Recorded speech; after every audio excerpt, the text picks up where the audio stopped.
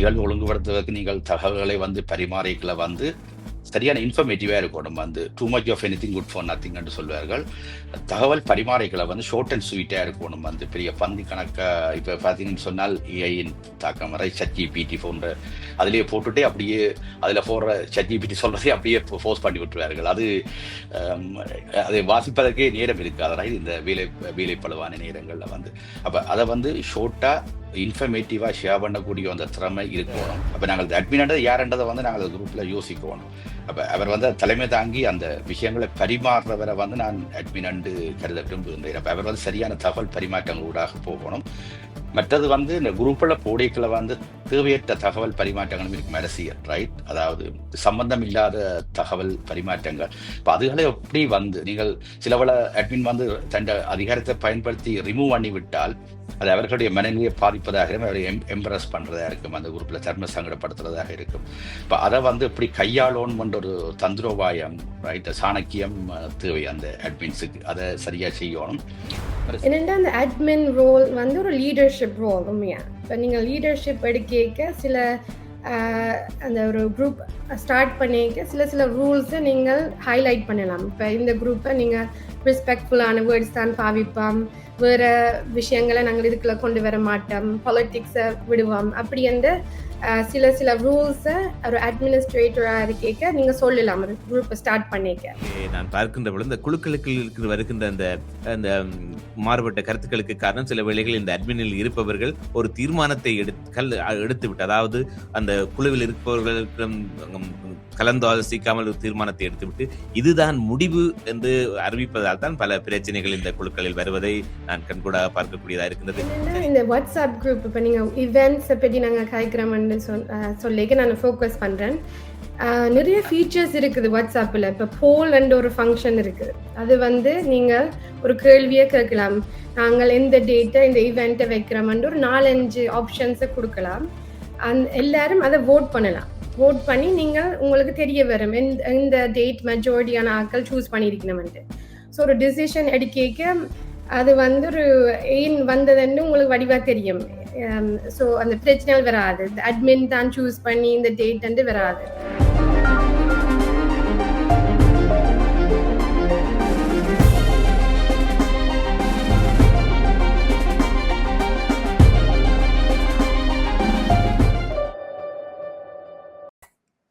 நேரம் காலை 8:14 புத்தம்பது காலையுடன் காலை பொழுதில் நேர்களும் இணைந்திருக்கின்றீர்கள்.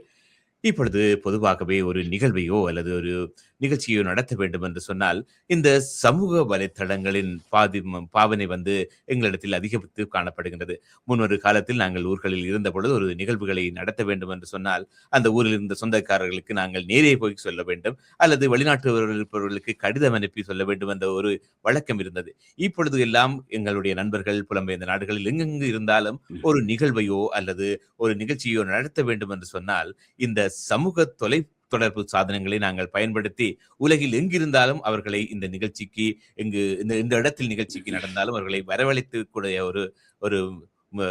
ஒரு முயற்சியாகவே இந்த வாட்ஸ்அப் செயலி இப்பொழுது காணப்படுகிறது. இந்த வாட்ஸ்அப் செயலியில் மூலமாக வாட்ஸ்அப் குழுக்கள் உருவாக்கப்பட்டு அந்த குழுக்கள் மூலம் அந்த இவர்கள் என்னென்ன நிகழ்ச்சிகளை செய்கின்றார்களோ அதுக்கான அந்த ஆயத்தங்கள் கூட செய்யப்பட்டு வருகின்றன. ஆனாலும் இந்த குழுக்களை எப்படி நிர்வகிப்பது, அந்த ஒரு விழாவை நடத்துவதற்கு இந்த குழுக்களை நாங்கள் ஒரு ஏற்படுத்துகின்ற பொழுது அதில் வருகின்ற பிரச்சனைகள் தொடர்பாக எங்களுடன் கலந்துரையாடுவதற்காக இருவர் எங்களுடன் இணைந்திருக்கின்றார்.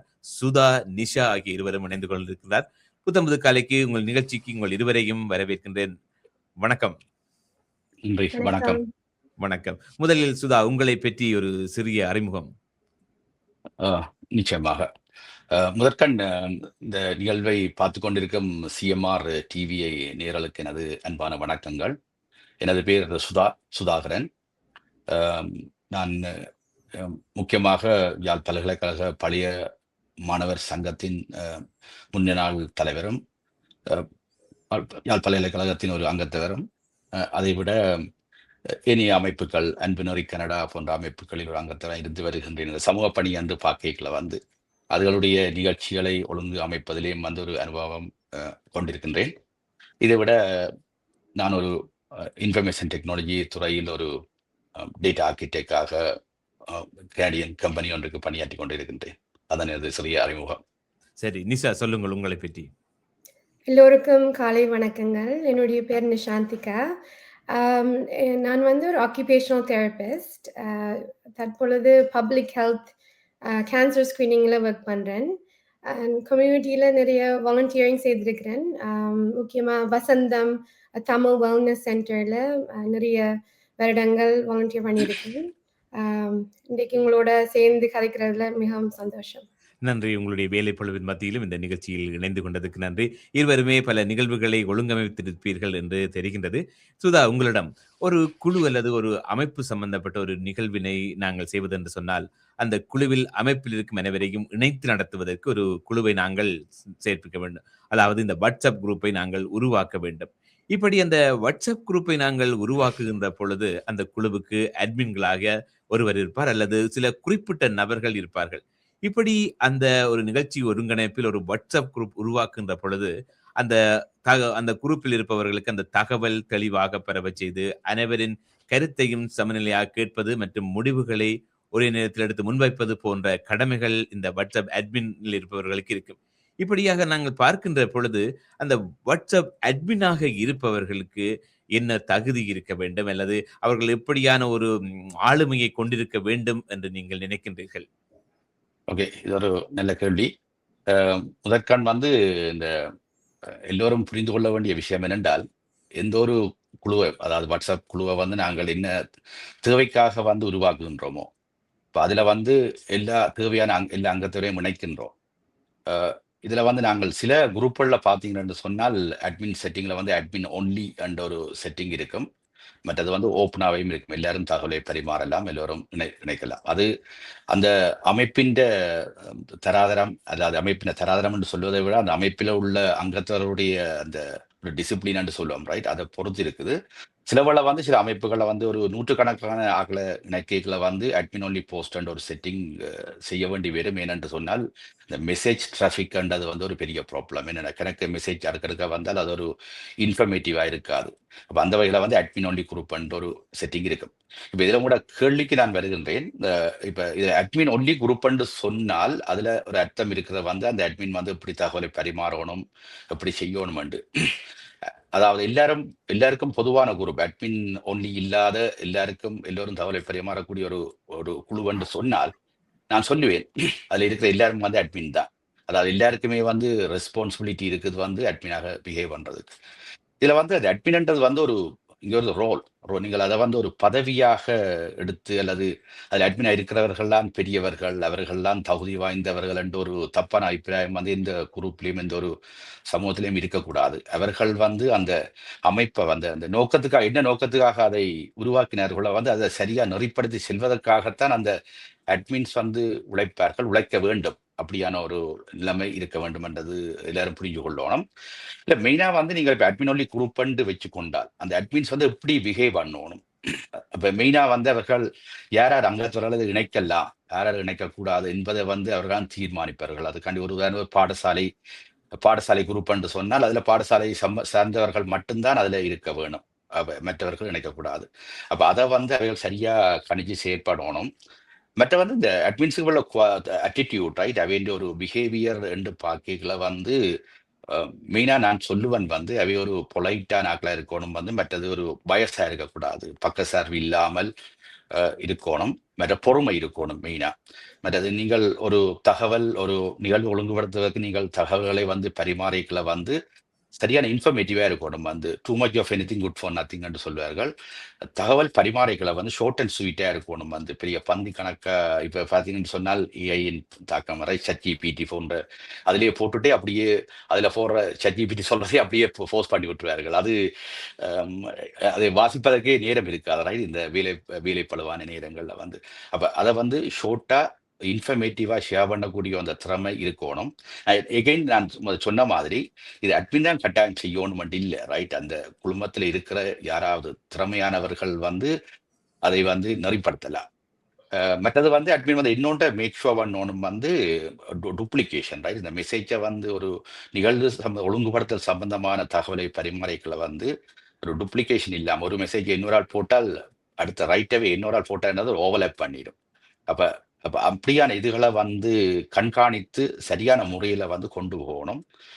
அப்ப அதை வந்து அந்த அட்மின் என்று கருதப்படுபவர்கள், அதாவது உண்மையாகவே அட்மினா இருக்கணும் இல்ல, அவர் அட்மின் இல்லாட்டியும் அந்த குரூப் செட்டிங்ல அட்மின் இல்லாட்டியும் ஒரு ஆள் வந்து அட்மின் ஆயிடும். உதாரணத்துக்கு பார்த்தீங்கன்னு சொன்னா ஒரு ஒரு கமிட்டி இருக்கும், ஒரு அசோசியேஷன் ஒரு இவெண்ட்டை செய்ய போயினோம் என்று சொன்னார். அந்த கமிட்டியின் உறுப்பினர்கள் அனைவருமே அட்மினா இருக்கலாம், அல்லது அந்த குறிப்பில் இருந்த செயலாளரோ அல்லது தலைவரோ வந்து அட்மினாக உண்மையில செட்டிங்ல அட்மினா இல்லாட்டியும் ஒரு அட்மினாகவே அவர் இருக்கலாம். அப்ப நாங்கள் அட்மின்ன்றது யாருன்றதை வந்து நாங்கள் குரூப்ல யோசிக்கணும். அப்ப அவர் வந்து தலைமை தாங்கி அந்த விஷயங்களை பரிமாறுறவரை வந்து நான் அட்மின் என்று கருத விரும்புகின்றேன். அப்ப அவர் வந்து சரியான தகவல் பரிமாற்றங்களூடாக போகணும். மற்றது வந்து இந்த குரூப்ல போடிகளை வந்து தேவையற்ற தகவல் பரிமாற்றங்களும் இருக்கும், அரசியல் ரைட், அதாவது சம்பந்தம் இல்லாத தகவல் பரிமாற்றங்கள். இப்போ அதுகளை எப்படி வந்து நீங்கள் சிலவள அட்மின் வந்து தன் அதிகாரத்தை பயன்படுத்தி ரிமூவ் பண்ணி விட்டால் அது அவர்களுடைய மனநிலையை பாதிப்பதாக இருக்கும், அவரை எம்பரஸ் பண்றதா இருக்கும், அந்த குரூப்ல தர்ம சங்கடப்படுத்துறதாக இருக்கும். இப்போ அதை வந்து இப்படி கையாளணும்ன்ற ஒரு தந்திரோபாயம் ரைட், சாணக்கியம் தேவை அந்த அட்மின்ஸுக்கு. அதை சரியா செய்யணும். சிலதுல வந்து ஹார்ம்ஃபுல்லான மெசேஜ், ஸ்பேம் மெசேஜ் கூட வரும். இப்ப அதுகளையெல்லாம் வந்து சரியா ஆராய்ஞ்சு அதுகளையெல்லாம் அகற்றணும். மெயின்லி வந்து இப்ப சில இடங்கள்ல பார்த்தீங்கன்னு சொன்னால் சைல்டு அபியூஸ் ரிலேட்டட் ரைட், உதாரணத்துக்கு சொல்றேன். இப்ப குழந்தைகள் சம்பந்தமான அந்த அவைகளை பாதிக்கக்கூடிய படங்களோ அல்லது வீடியோக்களோ அல்லது தகவல்களோ, இப்ப அதுகள் வந்து அந்த குரூப் அது வந்து சில குற்ற செயலாக கூட மாற சந்தர்ப்பம் இருக்குது. இப்ப அப்படியான விடயங்களை வந்து கண்காணித்து அந்த குரூப்பை வந்து ஒரு அமைதியான முறையில வந்து கன்ஃப்ளிக்ட் இல்லாமல் நெறிப்படுத்துறவர்கள் தான் அந்த அட்மின்ஸாக இருக்கணும் ரைட். அப்படித்தான் போகணும். மிக நான் சொல்ற மாதிரி எல்லாருக்கும் பொறுப்பு இருக்கு அந்த குரூப்ல உள்ளது. அதை அந்த எல்லா குரூப்பையும் வந்து நான் பொதுவா இந்த இடத்துல கேட்டுக்கொள்ள கணக்கு ஒரு சங்கங்கள் இருக்குது. அதை வந்து அதை ஒழுங்குபடுத்துவர்கள் வந்து ஒரு நிகழ்வை சரியான நோக்கத்தை கொண்டு செல்லணும் என்று சொன்னால் எல்லோருடைய ஒத்துழைப்பும் கட்டாயம் இருக்கணும், எல்லோரும் அட்மின்ஸா. சரி, இந்த வேளையில் உங்களுடைய கருத்துக்களை கேட்டு இந்த அட்மின் பதவிகளுக்காக சிலர் ஆசைப்படுவார்கள், அவர்களும் இதை புரிந்து கொள்வார்கள் என்று நினைக்கின்றேன். சரி நிஷா, இப்பொழுது நாங்கள் பார்க்கின்ற பொழுது ஒரு நிகழ்ச்சிக்காக பல்வேறு பின்னணி கருத்து மற்றது பல்வேறு கருத்துக்களை கொண்டவர்களை நாங்கள் ஒருங்கிணைக்கின்றோம். இப்படி அவர்கள் அந்த வாட்ஸ்அப் குரூப்பில் இணைக்கின்ற பொழுது அந்த ஒரே நோக்கத்துக்குள் அவர்களை கொண்டு வருவது என்பது கொஞ்சம் கஷ்டமான ஒரு விடயமாகத்தான் இருக்கின்றது. இப்படி வருகின்ற பொழுது அங்கே சில கருத்து வேறுபாடுகள் வரலாம். அதனால் இந்த குழுவின் அந்த ஒற்றுமை கூட பாதிக்கப்படலாம். இப்படியாக அந்த குழுவை ஒரு கட்டமைப்பில் வைத்துக் கொள்வதற்கு என்ன நடவடிக்கைகளை நீங்கள் எடுக்கலாம் என்று நீங்கள் கருதுகின்றீர்கள்? நன்றி. நிறைய பாயிண்ட்ஸ் சுதான் சொல்லியிருக்கிறார். நானும் கொஞ்சம் ஆட் பண்ணலாம். என்னென்னா அந்த அட்மின் ரோல் வந்து ஒரு லீடர்ஷிப் ரோல் உண்மையா. இப்போ நீங்கள் லீடர்ஷிப் எடுக்க சில அந்த ஒரு குரூப் ஸ்டார்ட் பண்ணிக்க சில ரூல்ஸை நீங்கள் ஹைலைட் பண்ணலாம். இப்போ இந்த குரூப்பை நீங்கள் ரெஸ்பெக்ட்ஃபுல்லான வேர்ட்ஸ் தான் பாவிப்போம், வேறு விஷயங்களை நாங்கள் இதுக்குள்ள கொண்டு வர மாட்டோம், பாலிட்டிக்ஸை விடுவோம், அப்படி என்ற சில ரூல்ஸை ஒரு அட்மினிஸ்ட்ரேட்டராக இருக்க நீங்கள் சொல்லலாம் ஒரு குரூப்பை ஸ்டார்ட் பண்ணிக்க. மற்றது நீங்கள் யோசிக்கணும், இந்த குரூப்பில் யார் இன்க்ளூட் பண்ணுறோம், யார் இந்த குரூப்பில் இல்லை. இந்த சில பேருக்கு வாட்ஸ்அப், சில பேர் அவைக்கு ஸ்மார்ட் ஃபோன் இருக்காது, அவைக்கு லாங்குவேஜ் பிரச்சனைகள் இருக்கும். ஸோ இந்த குரூப்பில் இல்லைன்னு ஒரு அட்மினிஸ்ட்ரேட்டராக இருக்க யோசிக்கணும். ஸோ அவையும் எப்படி நாங்கள் இதுக்குள்ள கொண்டு வரலாம், மேபி அவை இந்த ஒரு டாட்டர் ஒரு சொந்தக்காரர் அவை ஹெல்ப் பண்ணலாம் இந்த வாட்ஸ்அப் குரூப்புக்கு. ஸோ அதையும் நாங்கள் யோசிக்கணும். மற்றது ஒரு அட்மினிஸ்ட்ரேட்டராக இருக்க மற்ற ஆல் டீம் மெம்பர்ஸ் இருக்க நீங்கள் என்ன யோசிக்கணும்னா ஒரு மெசேஜ் வரைக்க அது இந்த என்ன எமோஷன்ஸ் இருக்குது. இப்போ நாங்கள் ஜம்ப் பண்ணக்கூடாது, இவர் இப்படித்தான் சொன்னதுண்டு, அதுக்குள்ள சில வேளை கணக்கு வேற இதுகள் இருக்கலாம். அதான் அந்த ட்ராபேக். ஒரு இன்ஸ்டன்ட் மெசேஜ் இந்த பிரச்சனை என்னென்னா உங்களுக்கு அந்த முழு ஸ்டோரியும் தெரிய வராது.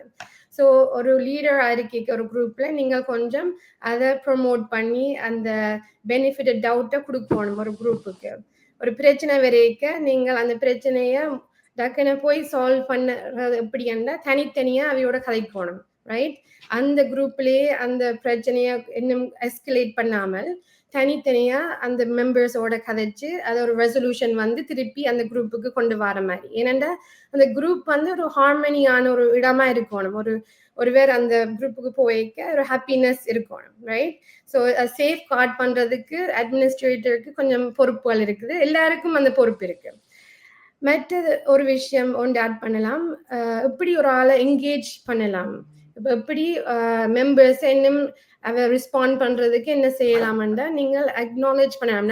நல்ல ஒரு விஷயம் ஒரு ஆள் ஷேர் பண்ணிக்க அதை நீங்கள் ஹைலைட் பண்ணலாம். ஓ தேங்க்யூ, நீங்கள் அதை யோசிச்சு இந்த விஷயத்த சொல்லி இருக்கிறீங்க, மிகவும் நன்றி என்று அதை ஹைலைட் பண்ணலாம். சில நேரம் நாங்கள் அதை மறக்கிறோம் நாங்கள். ஸோ அதையும் நாங்கள் சொன்னா ஒரு குரூப்பை ஒரு பொதுவாக ஒரு பீஸ்ஃபுல்லான ஒரு குரூப்பா நாங்கள் மெயின்டைன் பண்ணி கொண்டு போகலாம். சரி, பொதுவாகவே இந்த வாட்ஸ்அப் குரூப்பில் ஒரு பெரிய குழுவையே நாங்கள் சமாளிக்கின்றோம். அதாவது ஒரு நிர்வாகத்தையே நடத்தி கொண்டு இருக்கின்றோம். என்னென்று சொன்னால் பொதுவாகவே 20-30 வருடங்களாக காணாமல் இருக்கின்ற நண்பர்கள் கூட இந்த குழுவிலே இயங்கி வந்திருப்பார்கள். அப்பொழுதெல்லாம் அவர்கள் நாங்கள் சிறுவர்களாகவோ அல்லது ஒரு உயர்தரத்திலே இளைஞர்களாக பார்த்த அந்த பழக்க வழக்கங்கள் அவர்களிடமிருந்து மாறி இருக்கும். இப்படி பார்க்கின்ற பொழுது சுதா, உங்களிடம் ஒரு கேள்வி.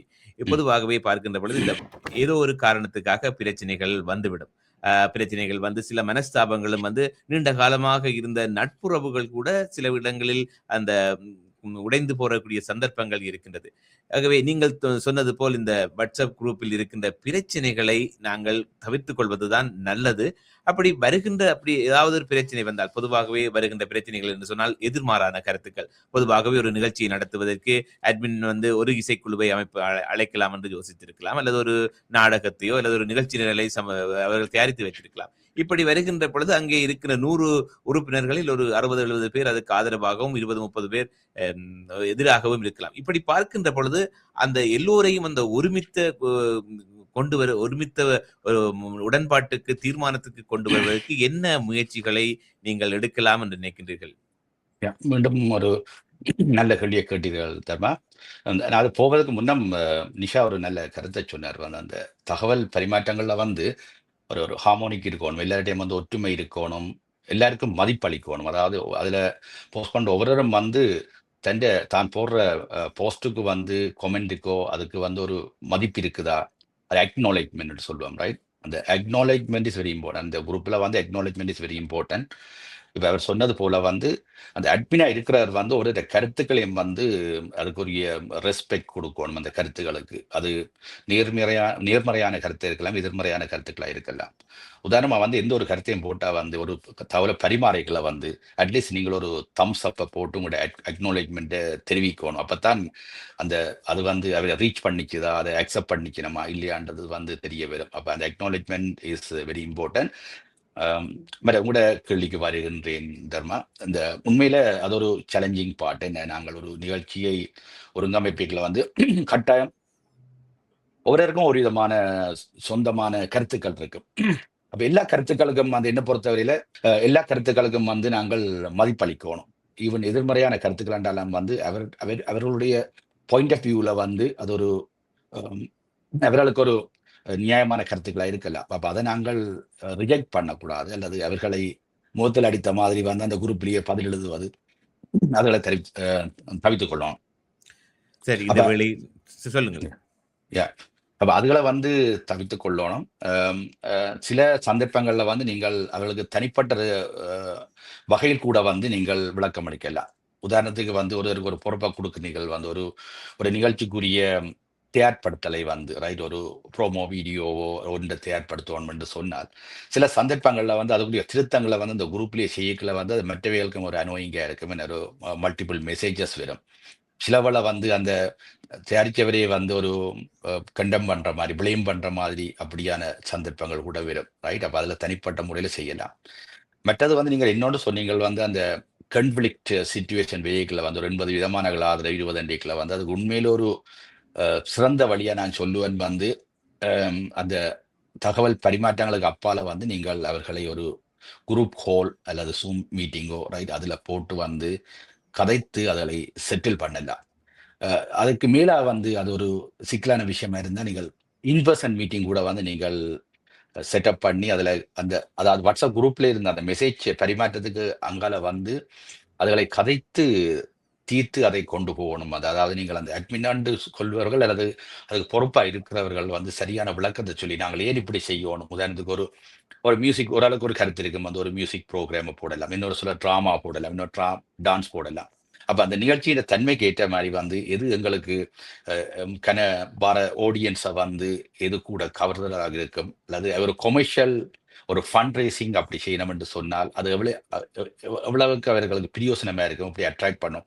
அப்படியானதை வந்து நீங்கள் ஒரு நேர்த்தியான முறையில வந்து அந்த குரூப்ல பரிமாறி எல்லாருடைய 100% ஒரு திருப்திப்படுத்தி தான் அதை கொண்டு போறதுக்கு வந்து முயற்சிக்கணும். அதுவும் ஒரு அட்மின் பொறுப்பு. நான் சொல்றேன் வந்து திரும்ப வந்து அட்மின் தான் அதை பொறுப்பாக இருக்கணும் மட்டும் இல்லை, எல்லோருடைய பொறுப்பு அந்த குரூப்ல உள்ளாகட்டு. சரி, பொதுவாகவே நான் பார்க்கின்ற பொழுது இந்த குழுக்களுக்கு வருகின்ற அந்த அந்த மாறுபட்ட கருத்துக்களுக்கு காரணம் சில வேளைகள் இந்த அட்மினில் இருப்பவர்கள் ஒரு தீர்மானத்தை எடுத்துவிட்டு, அதாவது அந்த குழுவில் இருப்பவர்களுக்கு கலந்தாலோசிக்காமல் ஒரு தீர்மானத்தை எடுத்துவிட்டு இதுதான் முடிவு என்று அறிவிப்பதால் தான் பல பிரச்சனைகள் இந்த குழுக்களில் வருவதை நான் கண்கூடாக பார்க்கக்கூடியதாக இருக்கின்றது. சரி, பொதுவாகவே இந்த சமூக வலைத்தளங்களை பார்க்கின்ற பொழுது, இந்த Facebook, Instagram, TikTok என்று பார்க்கின்ற பொழுது, நிஷா, உங்களிடம் ஒரு கேள்வி. இந்த சமூக வலைத்தளங்களின் பாவனை தற்பொழுது எங்களுடன் பின்னி பிணைந்து விட்டது. இந்த சமூக வலைத்தளங்கள் இல்லாமலே நாங்கள் இல்லை, எங்களுடைய வாழ்க்கை இல்லை என்ற மாதிரி ஆகிவிட்டது. ஆனால் இதில் நன்மைகளும் இருக்கின்றன, தீமைகளும் இருக்கின்றன. ஆகவே இந்த சமூக வலைத்தளங்களை ஒரு பொழுதுபோக்குக்காகவும் ஒரு மகிழ்ச்சிக்காகவும் எப்படி மக்கள் பயன்படுத்தலாம் என்பதை சுருக்கமாக சொல்ல முடியுமா? நன்றி. என்னென்னா இந்த வாட்ஸ்அப் குரூப் இப்போ நீங்கள் இவெண்ட்ஸை பற்றி நாங்கள் கலைக்கிறோம்னு சொல்லிக்க நான் ஃபோக்கஸ் பண்ணுறேன்.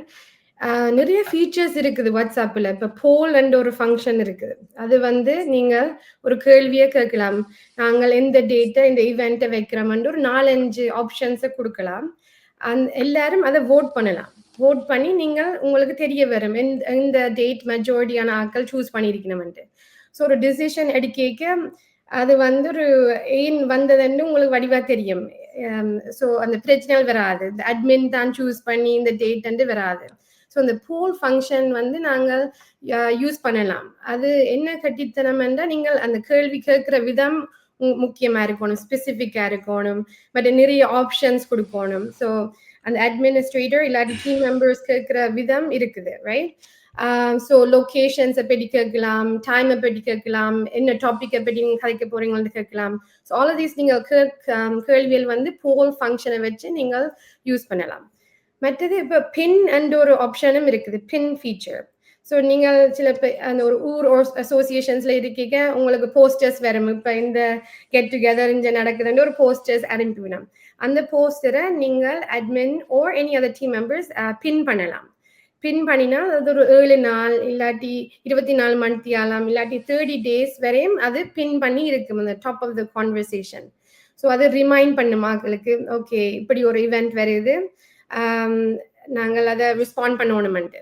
ஸோ சில ஃபீச்சர்ஸ் இப்படி இருக்குது வாட்ஸ்அப்புக்குள்ளேயே, நாங்கள் அதை யூஸ் பண்ணலாம்ங்கிற அட்வான்டேஜுக்கு. மற்ற சில நேரம் ஒரு 100 பேர் ஒரு குரூப்பில் இருப்பினும் யார் இந்த குரூப்பில் உண்மையாக இன்ட்ரெஸ்டாக இருக்கணும்னு உங்களுக்கு சில வேலை தெரியாது, ரைட்? ஸோ நீங்கள் ஒரு டெஸ்ட் பண்ணலாம். ஓகே, நான் இப்படி நாங்கள் ஒரு ஈவெண்ட் செய்கிறோம், உங்களுக்கு இன்ட்ரெஸ்டடா? தம்ஸ் அப். சுதா அண்ணா சொன்ன மாதிரி தம்ஸ் அப் பண்ணா உங்களுக்கு தெரிய வரும், ஓகே ஒரு 50 பேர் தம்ஸ் அப் போடினோம். ஸோ இந்த 50 பேர் தான் உண்மையா இன்ட்ரெஸ்டா இருக்கணும் இந்த குரூப்ல. மிச்ச பேருக்கு சில வேலை என்கேஜ்மெண்ட் லாஸ்ட் ஆயிருக்கலாம், வேற காரணத்துக்கு தே டோன்ட் என்கேஜ். ஸோ அப்படி நாங்கள் சில அந்த வாட்ஸ்அப் ஃபீச்சர்ஸை யூஸ் பண்ணலாம் டு என்கேஜ்ங்கிற மெம்பர்ஸை. மற்றது இப்போ குரூப் கால்ஸ், வீடியோ கால்ஸ் வாட்ஸ்அப்பில் இருக்குது. நீங்கள் அதையும் யூட்டிலைஸ் பண்ணலாம் வீடியோ கால் செய்கிறதுக்கு. ஸோ நிறைய ஃபீச்சர்ஸ் வாட்ஸ்அப்பில் இருக்குது. நீங்கள் க்ரியேட்டிவாக இருந்து அதை யூஸ் பண்ணி எல்லாரையும் ஹார்மனியாக கொண்டு வரதுக்கு ஒரு பொறுப்பு இருக்குது அட்மினிஸ்ட்ரேட்டருக்கு. நன்றி இருவருக்கும். இந்த உங்களுடைய வேலை பொழுப்பின் மத்தியிலும் இந்த நிகழ்ச்சியில் கலந்து கொண்டு உங்கள் கருத்துக்களை பகிர்ந்து கொண்டதுக்கு, இந்த உங்களுடைய கருத்துக்கள் பல வாட்ஸ்அப் குழுக்களை இயக்கிக் கொண்டிருப்பவர்களுக்கு நன்மை பயக்கும் விடயங்களாகவே இருக்கும் என்று நம்புகின்றோம். மீண்டும் ஒரு பொழுதில் வேறொரு விடயம் சம்பந்தமாக இருவரும் சந்திக்கலாம். நன்றி, இணைந்து கொண்டதுக்கு. மீண்டும் சந்திப்போம். நன்றி, வணக்கம். சிஎம்ஆர் யூடியூப் சேனலில் இணைந்திருக்கும் நேர்கள் அனைவருக்கும் எமது நன்றி. காமெண்ட்ஸ் பகுதியில் உங்கள் கருத்துக்களை தெரிவிக்க தவறாதீர்கள். முக்கிய செய்திகள், காணொளி தொகுப்புகள், நேர்காணல் என பலதரப்பட்ட அம்சங்களையும் உங்களுக்காக தருகின்றது சிஎம்ஆர் யூடியூப் சேனல். சிஎம்ஆர் என்று சர்ச் செய்து எமது யூடியூப் சேனலை சப்ஸ்கிரைப் பண்ணுங்கள். உங்கள் உற்றார் உறவினர் நண்பர்களோடும் இந்த காணொளி தொகுப்புகளை பகிர்ந்து கொள்ளுங்கள். அருகில் இருக்கின்ற முக்கிய காணொளி தொகுப்புகளையும் தவறவிடாமல் பாருங்கள்.